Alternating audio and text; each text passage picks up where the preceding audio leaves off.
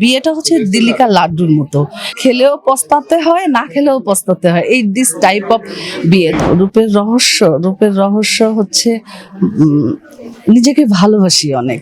এখনো তো আমি জনপ্রিয়, গ্যাপ থাকার পরেও তো মানুষ আমাকে খুঁজে পাচ্ছে, যে পৃথিবী যে প্রান্তেই যাচ্ছি তো মানুষ আমাকে চিত্রনায়িকা পলি হিসাবেই জানতেছে। মেলা আমাকে সবসময় টানে, ছোটবেলায় অনেক মেলায় গিয়েছি, বৈশাখী মেলা।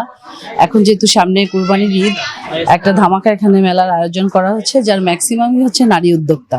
তো একজন নারী হয়ে সবসময় চাবো নারীরা যাতে সামনের দিকে এগিয়ে যায়। তো মেলা একটা অন্যতম দৃষ্টান্তমূলক ইতিহাস তৈরি করতে যাচ্ছে, যে বিভিন্ন সময় আমরা দেখে থাকি যে মেলা মেয়েরা বিভিন্ন স্টলে বিভিন্ন সাজে সজ্জিত হয়ে স্টলগুলি দেয়। তো সেক্ষেত্রে অবশ্যই বোঝাই যাচ্ছে যে আমার ভালো লাগার অনেকখানি ভালো লাগা বৃদ্ধি পাচ্ছে। আমি আসলে নারীর উদ্যোক্তা বলবো যে আমি কিন্তু অনেক আগে থেকেই নারী উদ্যোক্তা। আমার একটাই তাসমিন কালেকশন আছে, যেটি আমি কর্ণধার, বাট আনসিন, আমি হচ্ছি আনসিন নারী উদ্যোক্তা। তো আস্তে আস্তে এখন আমি সিন হচ্ছি। আর সর্বপ্রথম তো আমি একজন অভিনেত্রী বাংলাদেশের, সো ওটা আমার বড় পরিচয়। আর তার থেকেও যদি বড় পরিচয় বলা হয় তা হচ্ছে আমি বাংলাদেশি।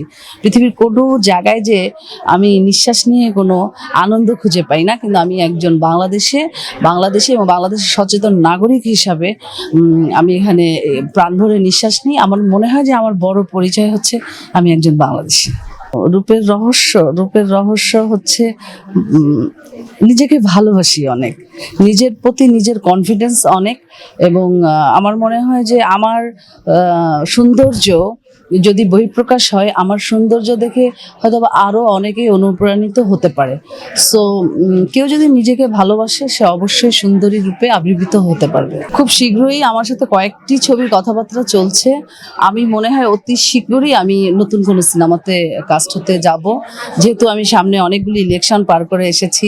শিল্পী সমিতি ইলেকশন করেছি, উইন হয়েছি বিপুল ভোটে, এবং তার আগে আমি আবার 2 বছর টানা ফিল্ম ক্লাবে ইলেকশন করেছি। তারপরে আমার বিজনেস, সব কিছু মিলিয়ে এখন আস্তে আস্তে আমি আমার সময়গুলি আস্তে আস্তে বের করছি।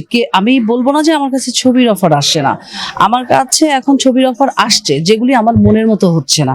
আমার মনের মতো কোনো মুভির অফার আমার কাছে হলে অবশ্যই আমি কাজ করব।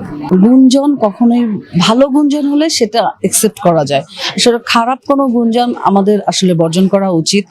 তো যেহেতু শিল্পী সমিতি ইজ এ মোস্ট অ্যাট্রাকটিভ একটা প্লেস, এখানে একটা ছোট্ট ইস্যু হলেও সেটা অনেক বড় করে দেখা হয়। সো যেটা 2 পক্ষের মধ্যে হয়েছে, ইতিমধ্যে সেটা আদালত পর্যায়ে চলে গেছে, এবং আদালতের রায়ে ডিজেল ভাই এখন বর্তমান সেক্রেটারি পদে আছেন। তো যেহেতু আদালতের ডিসিশনে ডিজেল ভাই ওখানে আসনটি পেয়ে গেছেন, সো এখন আর এটা নিয়ে কথা না বাড়ালেই ভালো হয়। এখনো তো আমি জনপ্রিয়,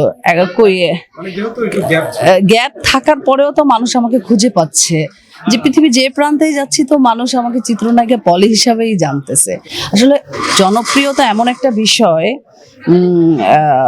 স্টারিজমটা এরকম। আর আমি যেহেতু একজন অভিনেত্রী, ছবির মেইন হিরোইন, সো আমাদের না কখনো ভাটা পড়বে না। আমরা কিন্তু দেখেন মান্না ভাই, তার কি ভাটা পড়েছে, কিংবা তাকে কি ভুলে গেছে কিঞ্চিত পরিমাণ? সালমান শাহ ভুলে নাই, যেমন আমি, এটা কিন্তু মানুষ ভুলবে না। হ্যাঁ, হয়তো বা রানিং মুভি নাই, কিন্তু আমার তো সন্তান অনেক আছে, আমার চলচ্চিত্রে 113টি মুভি, সো আমার অনেকগুলি সন্তান। এই সন্তানগুলির পরিচয় আমি আসলে আমি মনে করি মৃত্যুর পরেও আমাকে মনে রাখবে মানুষ। আচ্ছা, বিয়েটা হচ্ছে দিল্লিকা লাড্ডুর মতো, খেলেও পস্তাতে হয়, না খেলেও পস্তাতে হয়, এই দিস টাইপ অফ বিয়ে। তবে একটা মানুষের পূর্ণাঙ্গ জীবন ধারণ যদি সে করতে চায়, তার জীবনের পূর্ণাঙ্গ একটা রূপরেখা, তাহলে তাকে অবশ্যই বিয়ে করতে হবে, এবং বিয়ে করার পর তার সংসারের প্রতি অনেক দায়িত্ববোধ থাকে। তো সেই দায়িত্ববোধ থেকে অনেক স্যাক্রিফাইসের একটা বিষয় চলে আসে।